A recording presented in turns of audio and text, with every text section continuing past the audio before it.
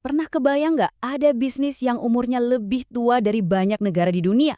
Ini bukan cuma cerita loh, ini beneran ada. Nah, kali ini kita bakal coba kulik bareng-bareng apa sih rahasianya bisnis bisa bertahan bukan cuma puluhan tahun, tapi ratusan bahkan ribuan tahun. Dan percaya atau enggak, kuncinya itu mungkin udah tertulis dari ribuan tahun lalu. Ada kutipan menarik dari kitab Amsal yang bunyinya gini. Banyak orang menyebut diri baik hati, tetapi orang yang setia, siapakah menemukannya? Dalam banget ya, konsep kesetiaan ini kedengarannya jadul, tapi justru ini jadi fondasi dari semua yang mau kita bahas. Oke, tapi tunggu dulu. Apa hubungannya kesetiaan sama bisnis yang bisa bertahan sampai 1400 tahun? Gila kan? Itu lebih lama dari banyak kerajaan di dunia loh. Gimana bisa konsep yang personal banget kayak gitu jadi rahasia bisnis yang umurnya ribuan tahun? Nah yuk kita cari tahu jawabannya.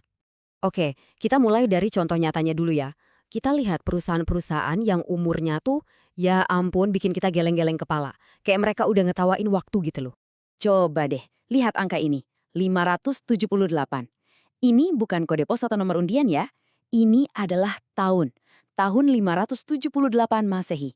Di tahun inilah sebuah perusahaan konstruksi kuil di Jepang bernama Kongo Gumi didirikan. Iya, bener, tahun 578.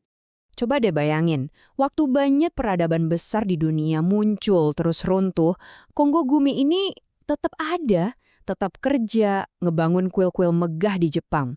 Totalnya lebih dari 1400 tahun. Ini bukan sekedar teori bisnis, ini bukti nyata kalau bisnis itu bisa dibangun buat selamanya. Dan ternyata Kongo Gumi itu bukan satu-satunya kasus loh. Perusahaan tertua di dunia yang masih beroperasi sampai sekarang itu juga dari Jepang.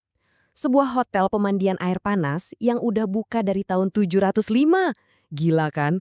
Jelas banget ada sesuatu yang spesial di Jepang. Nah, ini yang bikin kita penasaran kan, kenapa harus Jepang? Apa ini cuma kebetulan aja karena budayanya? Atau jangan-jangan ada prinsip universal yang bisa kita semua pelajari dari sana? Nah, coba lihat data ini deh. Ini ngejawab banget. Perusahaan yang umurnya lebih dari 200 tahun ya, di Jepang itu ada lebih dari 3.000. Bandingin sama negara industri kuat kayak Jerman yang cuma punya sekitar 800-an. Jauh banget kan? Ini jelas bukan kebetulan. Jadi, apa sih rahasianya? Apa yang ada di balik angka-angka gila tadi?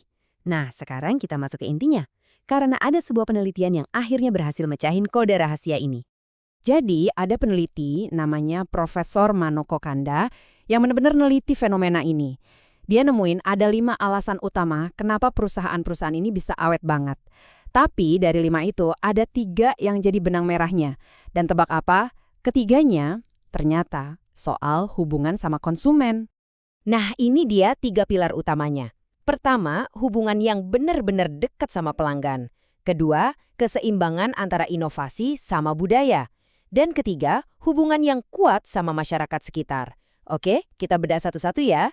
Kunci yang pertama, ini yang paling dasar banget. Mereka itu nggak ngelihat pelanggan sebagai angka di laporan penjualan. Nggak sama sekali.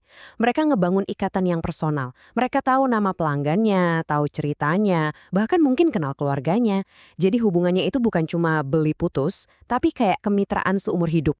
Terus yang kedua, ini soal keseimbangan. Jadi mereka tuh nggak anti sama perubahan, tapi juga nggak latah ikutin semua tren yang lagi viral. Inovasi yang mereka lakuin itu selalu dasarnya satu pertanyaan, ini beneran dibutuhin sama pelanggan kita nggak sih? Jadi mereka berevolusi, tapi nggak pernah ninggalin akarnya. Dan yang ketiga, mereka nggak bikin tembok eksklusif, tapi justru ngebangun jembatan. Perusahaan-perusahaan ini tuh jadi kayak jantungnya komunitas mereka. Mereka ikut bantu lingkungan sekitar, dukung acara-acara lokal, pokoknya jadi tetangga yang baik.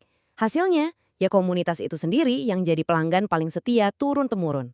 Keren ya? Prinsipnya kuno banget, tapi relevan sama sekarang. Terus, pertanyaannya, gimana caranya kita nerapin ilmu ribuan tahun ini ke bisnis kita di zaman sekarang? Kita kan sering banget ya dengar pepatah pelanggan adalah raja. Tapi kalau dipikir-pikir, raja itu kan ada jaraknya, ada tahtanya. Nah, prinsip yang kita pelajari hari ini beda banget. Bukan pelanggan adalah raja, tapi relasi adalah fondasi.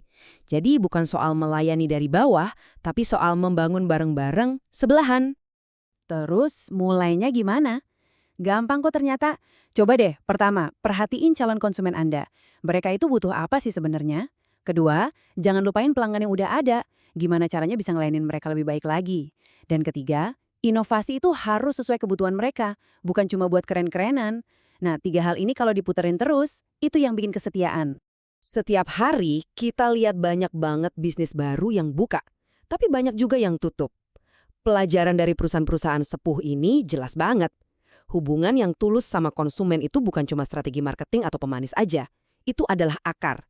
Akar yang bikin bisnis Anda tetap kokoh, nggak peduli badainya segede apa. Nah, kita balik lagi ke pertanyaan di awal tadi. Selama ini kita mungkin sibuk mikir gimana ya caranya dapat pelanggan yang setia. Tapi mungkin pertanyaannya yang salah. Mungkin pertanyaan yang benar itu adalah, apakah bisnis kita udah cukup setia sama pelanggan kita? Nah, jawabannya ada di tangan Anda masing-masing.